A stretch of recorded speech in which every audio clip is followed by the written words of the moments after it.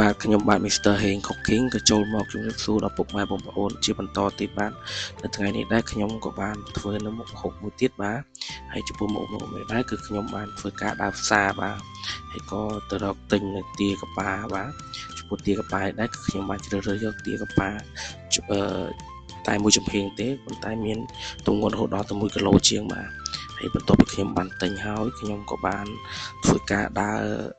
ផ្សារបន្តទៀតដើម្បីទិញជាមួយនឹងគ្រឿងផ្សំបាទដែលគ្រឿងផ្សំយើងនេះគឺខ្ញុំនឹងជ្រើសរើសយកនៅម្ហូបម្ជូរព្រៃហើយខាងខ្លះក៏ហៅថាក្រាក់បាទដូច្នេះនេះគឺជាគ្រឿងផ្សំមួយចំនួនដែលខ្ញុំបានធ្វើការរៀបចំបាទដោយបងប្អូនបានឃើញក្នុងវីដេអូនេះស្រាប់បាទហើយចំពោះឈាមដោយសារมันមានឈាមកប៉ាខ្ញុំក៏យកនៅឈាមជ្រូកជំនួសបាទហើយគ្រឿងផ្សំបងប្អូនអាចមើលឃើញនេះខ្លួនឯងបាទ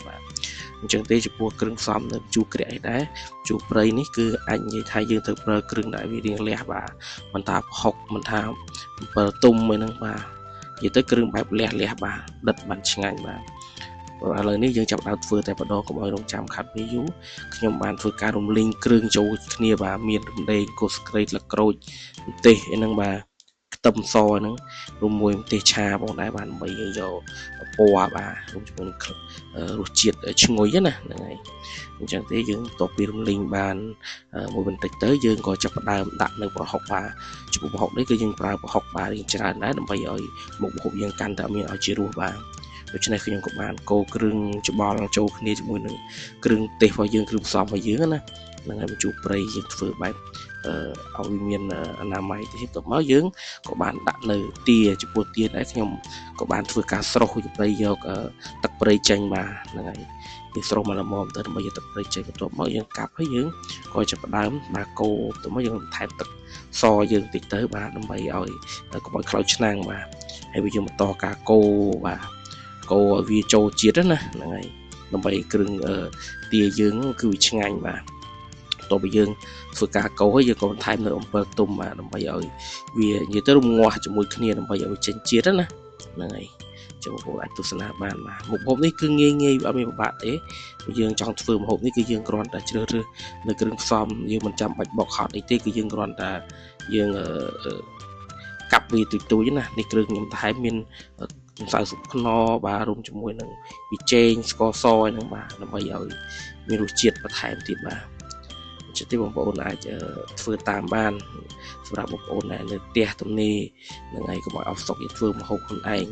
ធ្វើបាត់តែយើងធ្វើម្ហូបខ្លួនឯងវាអាចចំណាយពេលនឹងជាមួយនឹងការហត់នៅខ្លះក៏ប៉ុន្តែយើងធ្វើទៅយើងអាចទទួលបាននូវរសជាតិឆ្ងាញ់បាទដោយសារយើងអាចបង្កើតនៃការច្នៃអាហារដោយខ្លួនឯងនៅតាមផ្ទះបាទបន្ទាប់មកបងប្អូនអាចបន្ថែមឈាមជ្រូកបាទចំពោះឈាមជ្រូកដែរខ្ញុំបានជ្រើសរើសឈាមជ្រូកចំនួនកន្លះគីឡូបាទដើម្បីដាក់ទៅឲ្យវាបង្កើនរសជាតិបាទឲ្យក្រាក់យើងកាន់តែមានរសជាតិឆ្ងាញ់ណាហ្នឹងហើយឲ្យក្រាក់យើងរីងខាប់បាទ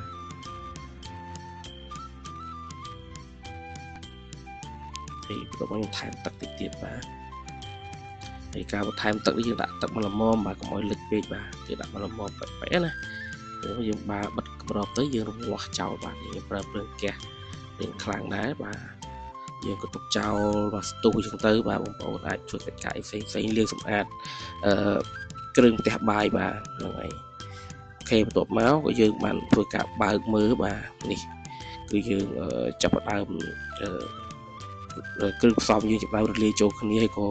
ទឹកយើងកំពុងតែពុះបន្ទាប់មកយើងក៏ថែមទៅត្រប់បាទត្រប់ស្រួយយើងបន្ថែមពីលើនឹងទៀតបាទហ្នឹងហើយអញ្ចឹងបងប្អូនអាចដាក់តាមការចូលចិត្តបាទហ្នឹងហើយចំពោះត្រប់ស្រួយដែរយើងទិញយកមកត្រឹមតែ5 6ផ្លែទៅបានបាច់ដាក់ច្រើនពេកបងប្អូនបាទបន្ទាប់មកយើងក៏ធ្វើការកូរហើយយើងបិទគម្របចោលបាទទុកហើយខ្ទង់កន្លះម៉ោងអីចាំបងប្អូនបើកមើលទៀតទៅបាទហ្នឹងហើយពេលដែលយើងឆ្អិនហើយយើងចាប់ផ្ដើមថែមជាមួយនឹងម្រះព្រៅបាទម្រះព្រៅដើម្បីយកក្លិនបាទហ្នឹងហើយឲ្យឈ្ងុយពោះជូរព្រៃជូរក្រាក់នេះអត់បានទេម្រះព្រៅ